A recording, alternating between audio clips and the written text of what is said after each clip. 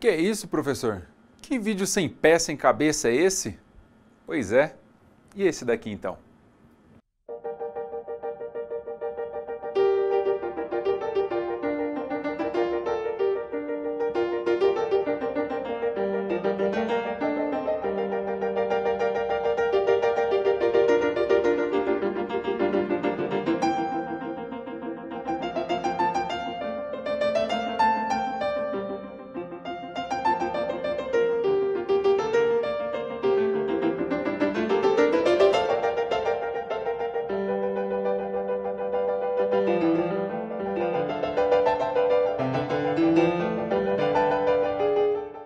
Pois é, alunos. O cinema começou a partir desses dois filmes, produzidos pelos irmãos Auguste e Louis Lumière, na França em 1895. Esses vídeos foram os primeiros a serem produzidos no mundo. Os irmãos inventaram o cinematógrafo, câmera que funcionava por meio de manivela e que fazia o filme negativo entrar numa velocidade de 24 fotogramas, o nosso conhecido frame, em 1 segundo. O cinematógrafo era híbrido e fazia a função de projetor de imagens também. Bom, alunos, eu sou o professor Clodoaldo e serei seu professor de audiovisual no curso Técnico em Multimeios Didáticos. Eu sou servidor do Instituto Federal de Ciência e Tecnologia do Norte de Minas Gerais. Sou graduado em Tecnologia e Produção Audiovisual e pós-graduado em Cinema e Linguagem Audiovisual. Nessas duas videoaulas, abordaremos um pouco do que é uma produção audiovisual. O objetivo dessa videoaula não é aprofundar no tema a fim de torná-los cineastas e nem diretores de cinema, mas sim apresentar um pouco da história do audiovisual e conceitos, ok? Bom, para vocês, o que é uma produção audiovisual? É apenas produzir um vídeo para o YouTube? É apenas tirar uma fotografia? Ou fazer uma pintura em uma tela? Hoje em dia, temos infinitas ferramentas para fazer uma produção audiovisual e o mundo inteiro utiliza, em diversos lugares com diversas ferramentas, seja fotografando, escrevendo, gravando, pintando, entre outros. Mas aí eu te pergunto, qual a real intenção de tanta produção? Aonde você armazenará suas produções? E a técnica? Que técnica utilizou em suas produções? Pois é, alunos. Nós dizemos que hoje em dia existe uma poluição visual e uma poluição sonora muito grande. As pessoas pegam as máquinas, apertam o play da câmera fotográfica, se ao menos ler ou estudar algum conceito e apenas registrarem por osmose. Lembro que não estou aqui para criticar ninguém, mas estou aqui para apresentar alguns conceitos que farão refletir em suas produções e, é claro, ajudará a compreender melhor o seu caderno didático. Então vamos lá? Nessa primeira videoaula, contarei um pouco da história da produção audiovisual e dos planos de continuidade, tão importantes nos filmes, que serão necessários para a produção de um filme, do seu filme futuramente. Eu vou começar falando um pouco da história da linguagem audiovisual. A história da linguagem audiovisual começou com as imagens, bem antes da escrita. O termo, ele vem do latim, imago, e tem significados como representação, cópia, retrato e sombra. Desde os primórdios da história da humanidade, que o homem se preocupou em registrar suas aventuras cotidianas para os seus contemporâneos e provavelmente para seus descendentes. Dessa forma, alunos, os nossos antecedentes pré-históricos desenvolveram técnicas rudimentares de desenhos para armazenamento de informações que eram necessárias para a sua convivência para o meio ambiente. Esses registros foram moldados em paredes de cavernas e são conhecidos como arte rupestre. Vocês já ouviram falar por aí sobre arte rupestre, desenhos nas cavernas. Essa forma de se expressar levou o homem pré-histórico a possuir um canal de comunicação com os demais membros e propiciou ao mesmo tempo um meio para registrar suas observações sobre suas experiências vividas. A imagem e o cinema. O cinema teve origem a partir da ansiedade do homem em ver um registro imagético em movimento. Porém, alguns historiadores afirmaram que o cinema surgiu por volta de 40 mil anos quando os homens pré-históricos desenhavam nas paredes das cavernas. Dessa forma, a história do cinema estaria ligada diretamente com a história da imagem e, consequentemente, a história do registro. Sendo assim, alunos, como o rádio e a televisão. O cinema passou por diversos estágios até chegar com o conhecimento hoje. É um processo que foi evoluindo através de diversos experimentos realizados por diversas pessoas localizadas em países e épocas diferentes. Para vocês terem uma ideia, por volta de 5.000 anos antes de Cristo, o povo chinês realizava apresentações de história por meio de um processo muito similar à exibição de um filme. Esse processo é conhecido como o jogo das sombras. As imagens eram produzidas por artistas que utilizavam as mãos para criarem formas de animais, de objetos e de pessoas. Os artistas ficavam por detrás da tela, onde existia uma fogueira, que incidia uma luz muito forte e iluminava a mão dos artistas, que se movimentavam para criar alguma imagem. Os artistas também narravam essas histórias. Em Nápoles, por volta do século XVI, o físico Giovanni Battista della Porta fez um furo na parede de uma sala e percebeu que a luz que entrava pelo orifício refletia a imagem de um determinado objeto na parede em frente.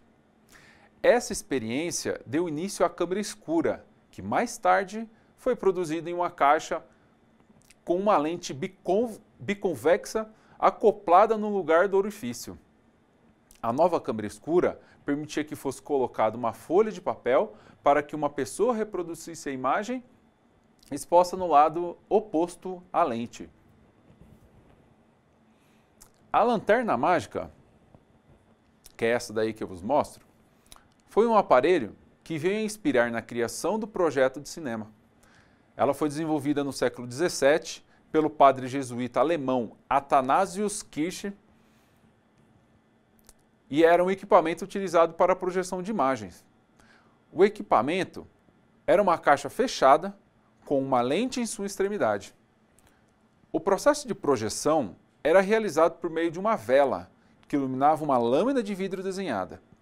Por meio desta ação, a imagem desenhada era ampliada e projetada pela lente para uma tela. O equipamento foi considerado o antecessor dos projetos de imagens. Este daí é o físico belga Joseph Antoine Ferdinand Plateau. Percebeu que uma série de imagens fixas, quando colocadas em movimento, podia enganar o cérebro humano, criando com a sensação da imagem em movimento. Plateau fez experimentos e conseguiu calcular o tempo de persistência retiniana, ou seja, a fração de segundo em que a imagem permanece na retina. Com esse cálculo, o físico belga percebeu que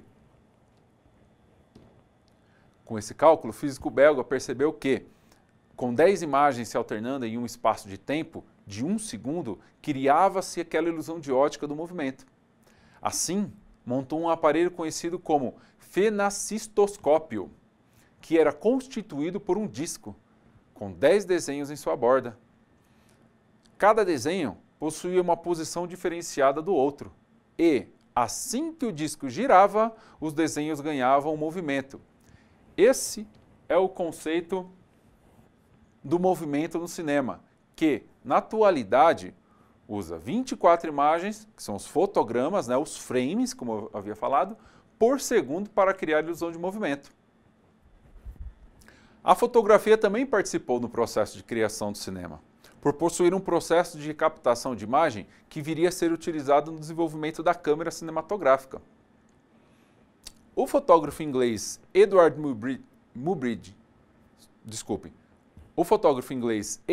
Muybridge realizou uma experiência nos Estados Unidos para provar que um cavalo tirava as 4 patas do chão quando galopava.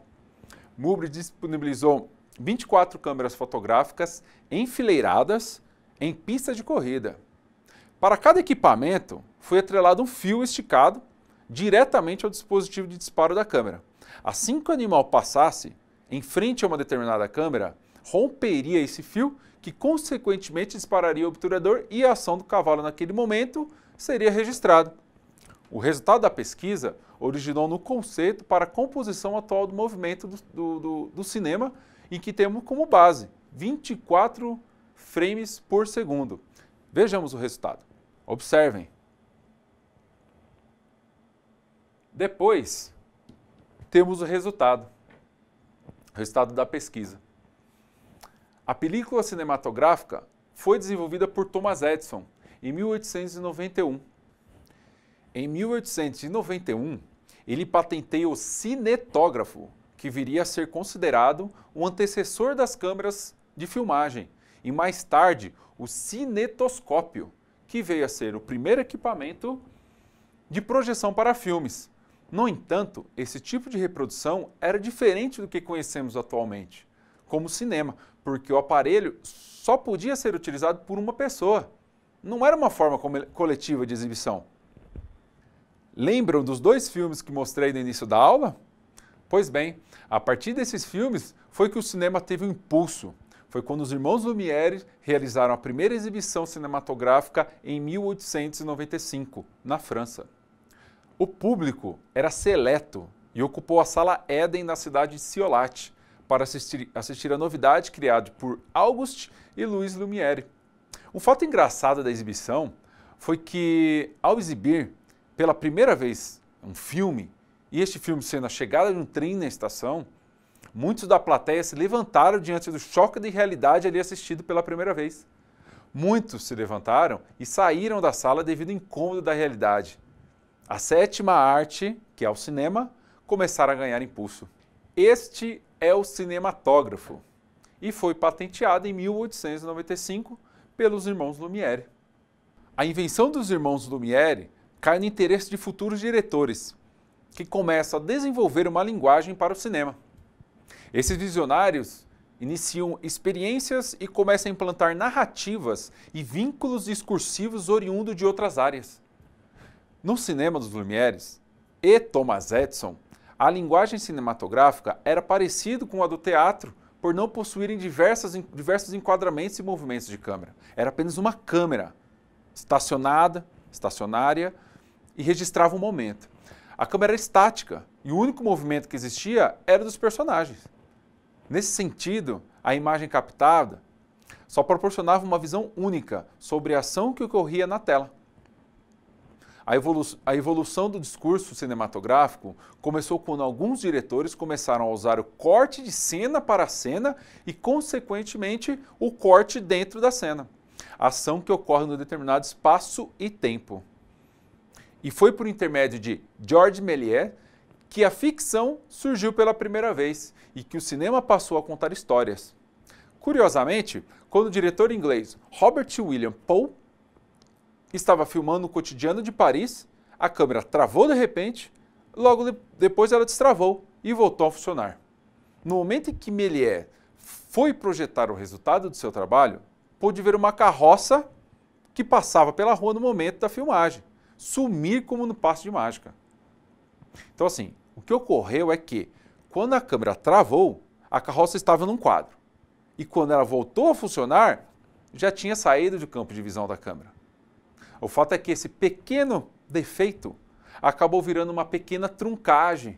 Aqui ele deu o nome de stop action, iniciando uma nova era no recém-criado cinema.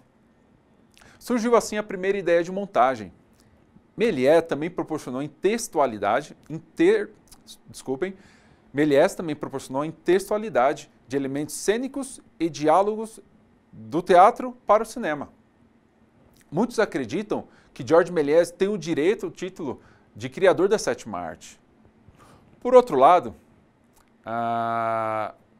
o norte-americano David Wark Griffith, você já deve ter ouvido falar de Griffith, o pai das cenas e tudo mais, foi o primeiro a considerar o cinema como entretenimento voltado para as grandes massas, ou seja, para nós. Começou a utilizar nossos recursos que revolucionaram a linguagem cinematográfica. Griffith passa a movimentar a câmera para obter um determinado posicionamento em relação ao que se pretendia filmar. As suas narrativas se tornam mais dinâmicas por causa da organização de elementos que discursavam de cena para cena. As cenas começam a ser fragmentadas por uma variedade de planos, que iam desde o geral ao close-up. Eu vou explicar isso mais para frente sobre os planos, viu, alunos? Não se preocupem. Isso permitia uma montagem da cena ritmada pelo tempo da ação dramática. Assim como esse dinamismo entre os planos, o cineasta desenvolve a montagem paralela para intercalar duas ações de forma simultânea. Trata-se de uma composição em que duas ou mais cenas dialogam com ações e referências espaciais diferentes para a construção de suspense na narrativa. O cinema passou por muitos períodos e por diversas evoluções, em diversos países, e hoje é a base de todas as produções audiovisuais, telenovelas, entre outros. A linguagem audiovisual é originária da linguagem do cinema e recebeu essa nomenclatura por causa do surgimento de nova mídia que estava submetida ao uso de imagem e do som para a transmissão de uma determinada mensagem. Lembrem-se, alunos, deixarei links de vídeo disponibilizado em sua sala, em nossa sala, para rechear ainda mais nossas aulas, viu? Agora, alunos, vou abordar um pouco das cenas e enquadramentos que o norte-americano Griffith descobriu. Vamos lá? A nomenclatura dos planos. Do plano geral ao detalhe.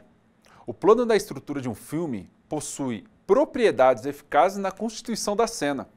Sua característica abrange arranjos estéticos e discursivos na estrutura narrativa do filme. Na elaboração de um determinado plano, o cineasta deve ponderar sobre o relacionamento da ação da personagem com a referência temporal e espacial. Também é importante salientar, alunos, que a angulação e o tamanho estão vinculados à percepção do cineasta em relação à ação no movimento da concepção do plano. Outro ponto a ser considerado é que cada plano se conecta um ao outro e a escolha correta de sua composição é de fundamental importância para a narrativa fílmica. Aqui nós temos o plano geral. A formação desse plano permite que o espectador tenha uma noção de referência espacial e temporal. Observem, você enxerga tudo o que o olho é capaz de enxergar. Sua função é revelar um determinado cenário na sua dimensão. Nele, raramente se percebe uma determinada ação da personagem, que num determinado modo acaba sendo uma composição do plano.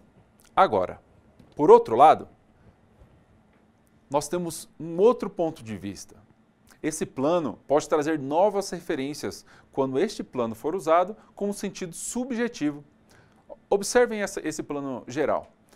Essa subjetividade pode determinar a superioridade de um ambiente hostil, como no caso do filme documentário Nanook of the North.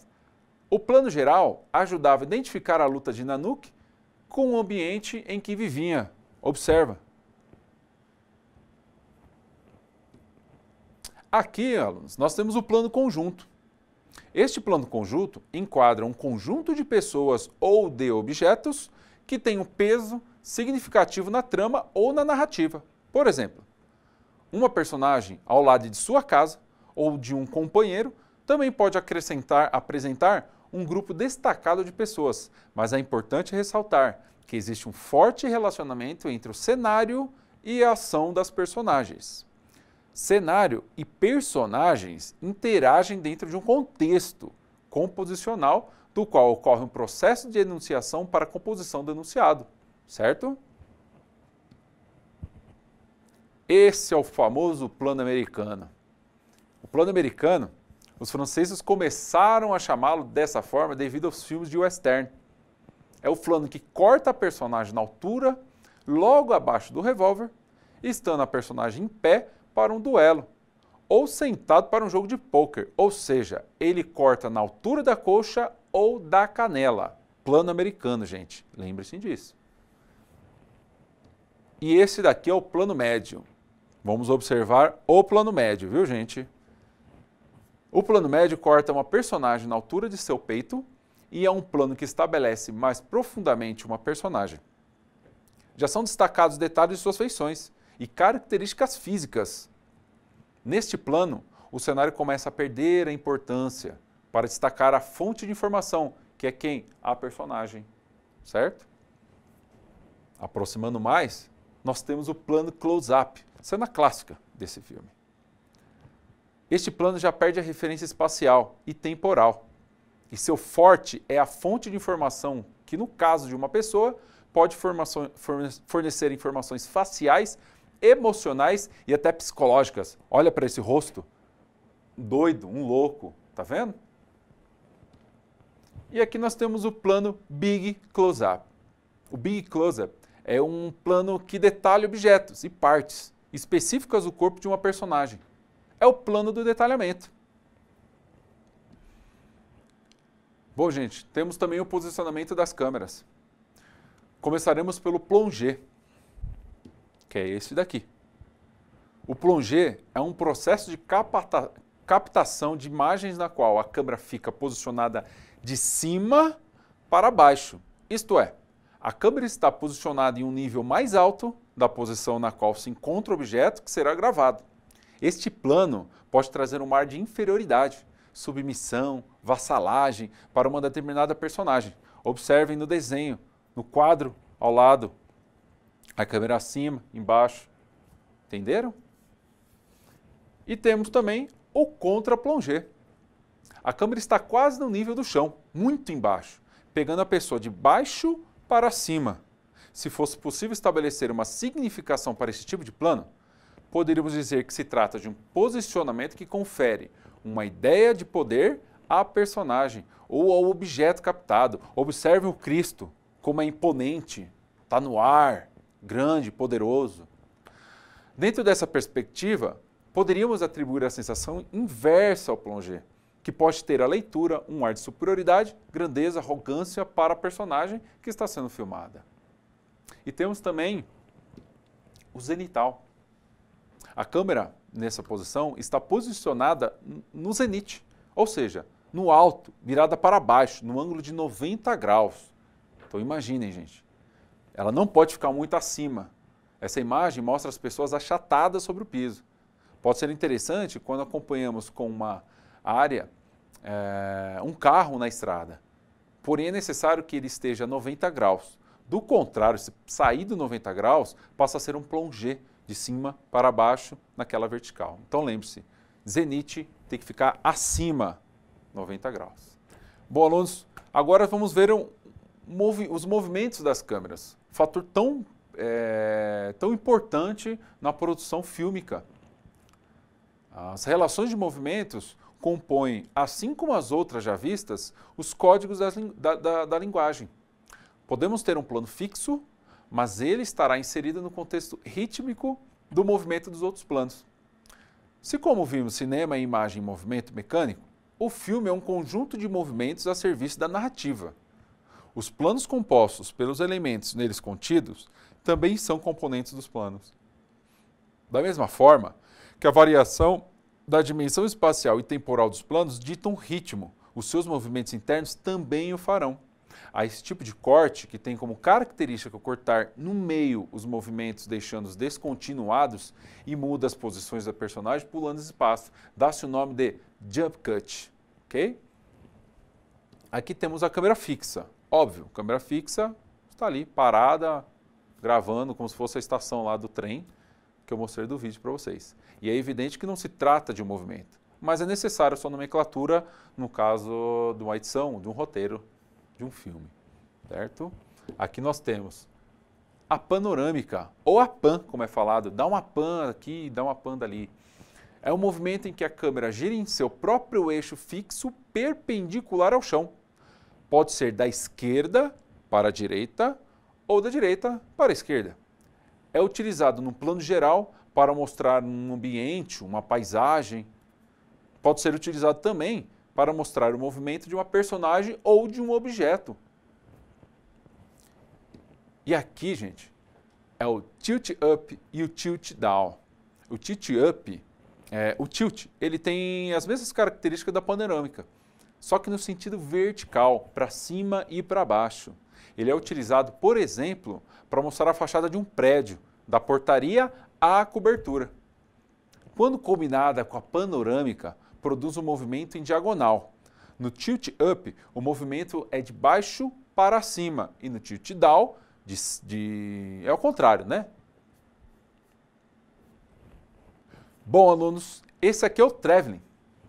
Como o nome já diz, é o movimento em que a câmera viaja e passeia. Observem no vídeo. É um trilho, ó. É uma câmera. Olha a nossa GIF.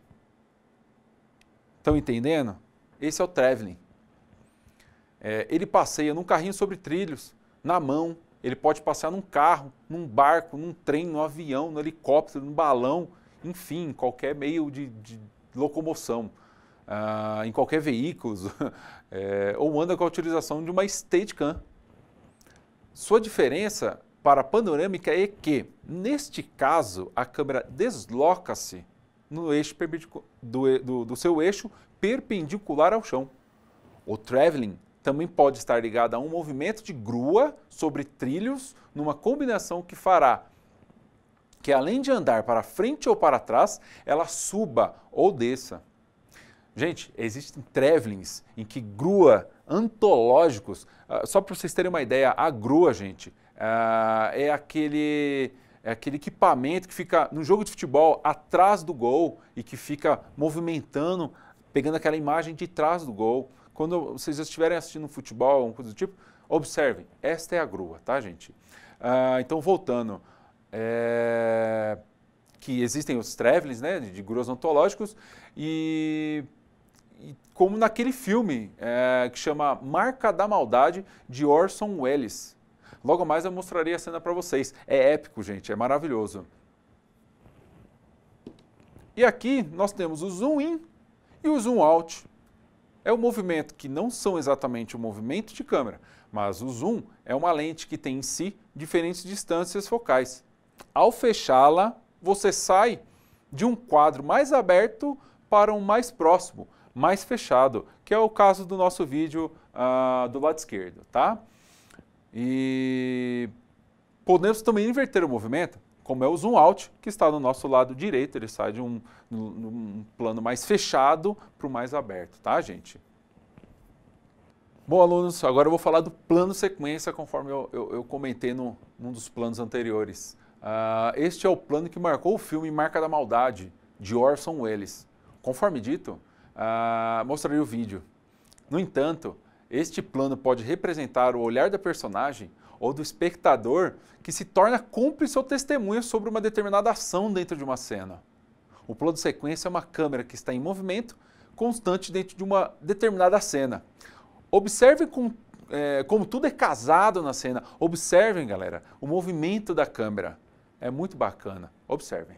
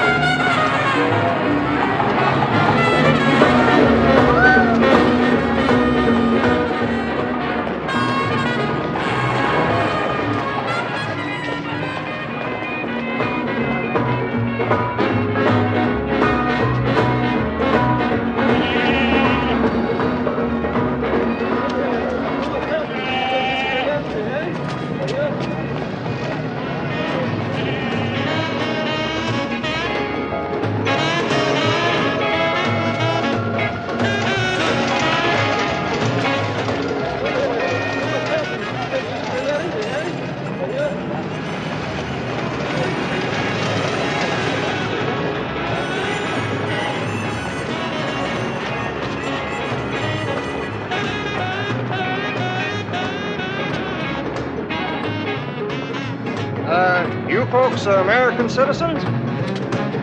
I am, yes. Where were you born, miss? Mrs. What? Philadelphia. The name is Vargas. Hey, Jim! You see who's here? Sure, Mr. Vargas. Out on the trail of another dope ring? Out on the trail of a chocolate soda for my wife. Your wife? Barely a bride, officer. Hey, can I get through? A lot of talk up here about how you cracked that Grandy business. Yeah, we hear you caught the big boss. Only one of them. The Grandys are a big family. Good night. No purchases, Mr. Lineker? Hey, I got You're this. American citizen, miss? No, I got this ticking noise. Yeah, okay. No, really, this Good night. ticking noise in my head.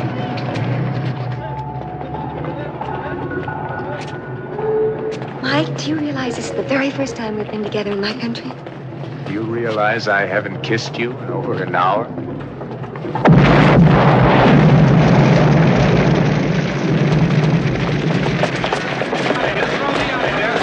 ¿Qué pasó? No sé, un carro explotó.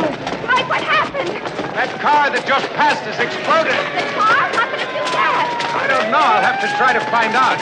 You'd better not come any closer. We'll have to postpone that soda, I'm afraid.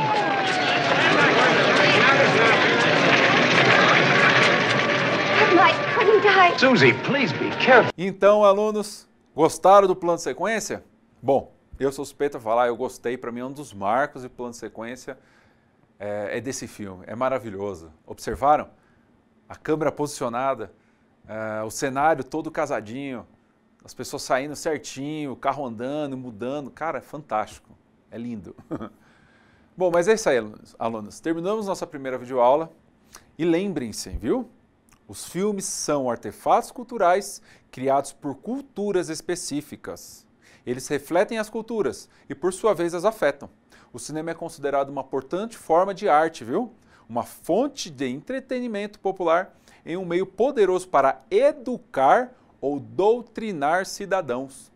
Espero que vocês tenham compreendido todas essas informações e espero que quando fizerem suas produções audiovisuais, para qualquer fim, lembre-se de utilizarem esses enquadramentos e movimentos de câmera citados. Tenho certeza que as suas produções serão melhores quando empregado essas técnicas, tá? Deixarei links em nossa sala, não deixem de acessar, ler, assistir os vídeos.